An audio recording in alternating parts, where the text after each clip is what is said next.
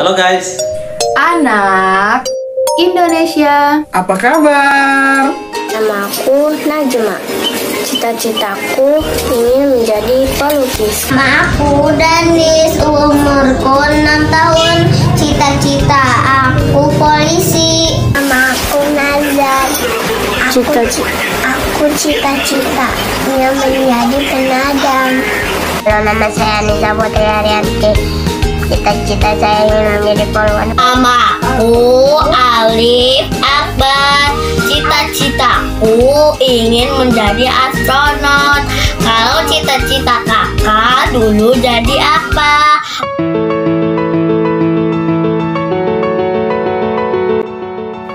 Halo, aku Nina dari Bekasi, Jawa Barat. Saat ini bekerja sebagai campaign spesialis di Yayasan Lentera Anak di kawasan Jakarta Selatan. Latar belakang pendidikan aku adalah ilmu komunikasi. Jadi ketika S1, aku memilih jurusan Public Relations. Lalu aku lanjutkan lagi berkuliah S2 dengan memilih jurusan Corporate Communication. Keduanya sama-sama membahas seni komunikasi. Aku bekerja sebagai campaign spesialis karena sejalan dengan ilmu yang aku dapatkan ketika kuliah. Jadi, dari tadi kita udah ngomongin campaign. Apa sih sebetulnya? Campaign adalah sebuah proses komunikasi yang dilakukan untuk menyebarluaskan pesan-pesan penting yang sangat diperlukan oleh masyarakat. Tugasku adalah mengamati permasalahan sosial, kemudian menyusun strategi kreatif untuk dijadikan kampanye, agar masyarakat itu semakin sadar dan juga teredukasi. Aku juga bertugas membuat pesan kampanye untuk dibagikan di media sosial FCTC Indonesia. Lalu tentu saja ada suka dan duka yang dilewati saat menjalankan profesi ini. Sukanya karena bisa bekerja sesuai dengan passion, sesuai dengan minat, yaitu public speaking. Karena bekerja di ranah ini harus sering bertemu dan bernegosiasi dengan orang lain yang sangat banyak. Selain itu, seorang PR juga harus bisa menjaga reputasi perusahaan dan menjalin hubungan baik dengan para stakeholder atau mitra atau rekan kerja gitu. Lalu aku jadi banyak sekali mendapatkan kesempatan untuk mengembangkan skill baru seperti menjadi MC, moderator, dan juga pengisi suara. Dukanya hampir nggak ada, tapi secara tidak langsung kita dituntut untuk paham segala isu, untuk up to date. Tapi itu baik untuk menambah wawasan kita. Kalau kamu juga mau jadi seorang profesional PR, kamu juga harus percaya diri, ramah, dan selalu terbuka dengan hal-hal baru. Lalu kamu bisa berlatih public speaking. Caranya gampang banget, dengan mencoba berani membuat konten sendiri atau sesederhana berani presentasi di depan kelas. Kamu bisa baca buku ini. Ini dia nih, buku kampanye public relations untuk lebih mengenal dunia PR spesifik tentang kampanye yang seperti aku lakukan di dunia pekerjaanku sekarang. Adik-adik, semangat selalu untuk mengejar cita-cita, selalu belajar, berdoa, dan jangan lupa untuk meminta restu dari orang tua kalian. Semoga sukses selalu bersama kalian ya. Semangat terus meraih cita-cita kalian. Halo semuanya, perkenalkan, aku Furqanuddin Zulkaisi, biasa dipanggil Kak Zul atau Mr. Furqon. Saya adalah seorang guru dari SDN Pinangranti 02 Jakarta Timur. Salam kenal semua. Kak Zul adalah lulusan dari Universitas Indraprasta PGRI pada tahun 2017 dengan jurusan Pendidikan Bahasa Inggris. Alasan Kak Zul memilih jurusan Pendidikan Bahasa Inggris adalah ketika sewaktu SMA, Kak Zul itu pinter banget bahasa Inggris. Terus selain itu, Kak Zul juga senang banget mengajarkan pelajaran bahasa Inggris kepada anak-anak di sekitar rumah Kak Zul. Jadi dulu ketika Kak Zul kecil, Kak Zul punya seorang guru. Dan gurunya ini adalah guru yang sangat baik, guru yang sangat disayangi dan dihormati oleh murid-muridnya.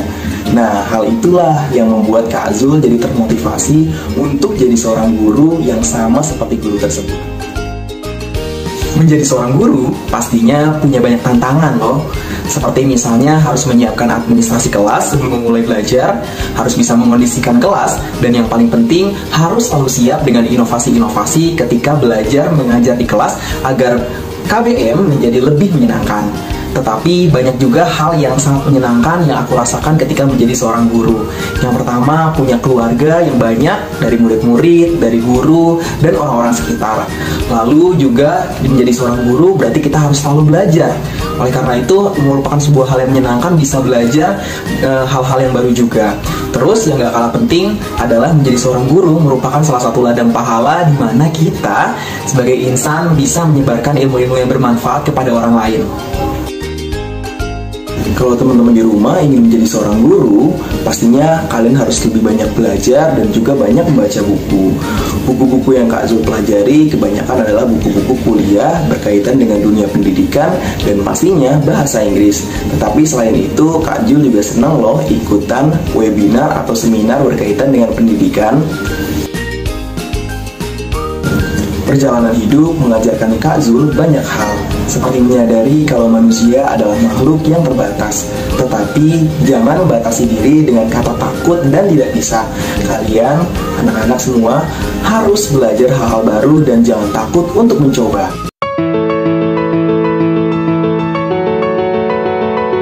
Halo adik-adik GSB, perkenalkan, nama kakak adalah Risa. Saat ini kakak bekerja sebagai dokter hewan di tempat kelahiran kakak, yaitu di Blitar, Jawa Timur.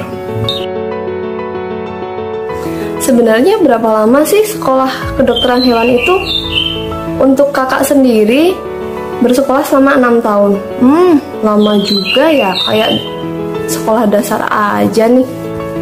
Kadang ketika melihat teman kakak yang sudah wisuda dan sedangkan kakak masih sekolah, kakak pernah berpikir, kapan ya pendidikan ini akan selesai? Kapan ya dilantik? Kapan ya disumpah? Itu adalah pertanyaan-pertanyaan yang sering kakak pikirkan saat kakak kuliah. Dan lagi, kalau bertemu keluarga pasti ditanya, kenapa ngambil dokter hewan bukan dokter umum? Seperti itu. Itu adalah pertanyaan-pertanyaan yang menurut kakak sangat-sangat banyak sekali dipertanyakan di masyarakat. Dari kecil kakak suka sekali dengan kucing. Dari situ kakak ingin tidak hanya merawat kucing saja, tetapi juga bisa mengobati kucing kakak yang sedang sakit. Jadi tidak perlu kakak bawa-bawa ke dokter hewan lain seperti itu. Namun setelah menjadi dokter hewan, ternyata kakak tidak hanya mengobati kucing saja loh.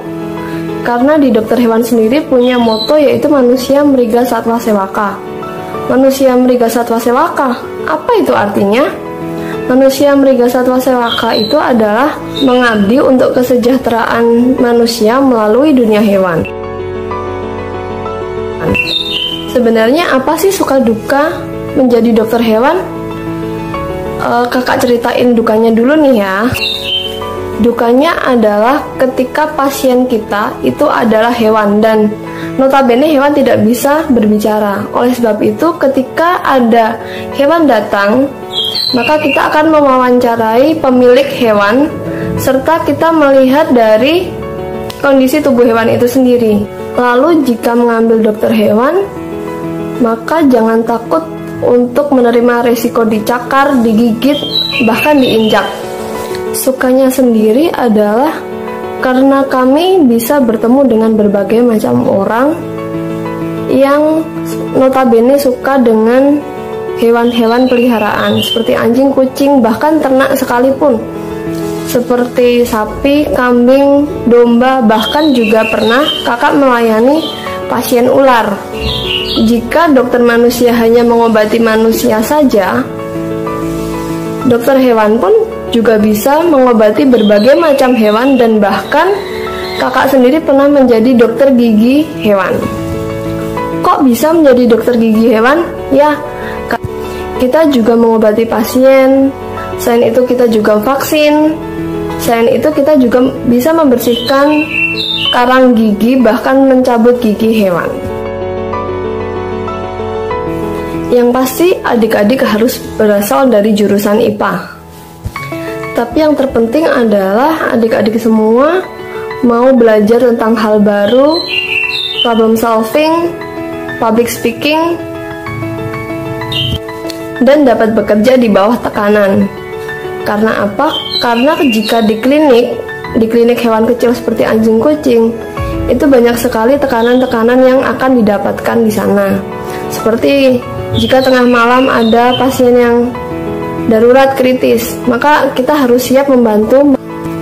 Oh iya, jangan lupa untuk belajar bahasa Inggris juga ya adik-adik, karena sebelum kita masuk kuliah di jurusan kedokteran hewan, itu akan ada tes bahasa Inggris, dan sebelum kita mengambil pendidikan profesi, kita akan dites bahasa Inggris kembali.